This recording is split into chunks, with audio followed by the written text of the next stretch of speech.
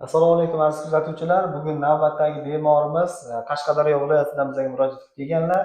Bemorimiz ko'p yillardan beri o't tosh kasalligi tashxisi bilan xastalanib yurgan, ko'p marta xurujlar bo'lib o'tgan, operatsiya qilishga qo'rqib shifokorlarga murojaat qilmagan. Bemorimizga laparoskopik usulda kichik teshiklar orqali operativ amaliyot amalga oshirdik. Operatsiyadan keyingi ahvollari haqida o'zlaridan eshitamiz. Assalomu alaykum, hurmatli kuzatuvchilar. Mana men Qashqadaryo viloyatidan murojaat qildim. Bundan oldin bir ancha yillardan beri meni qiynab kelardi o't tosh kasalligi. Pristuplar berib ancha qiynalardim, lekin murojaat qilishga operatsiyadan qo'rqib murojaat qilmay yurardim.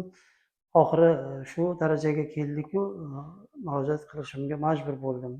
Bu yerga jo'natishdi, keldim Toshkentga. Mana shu yerda operatsiyani lazer asosida hozir yangi metodda qilishdi.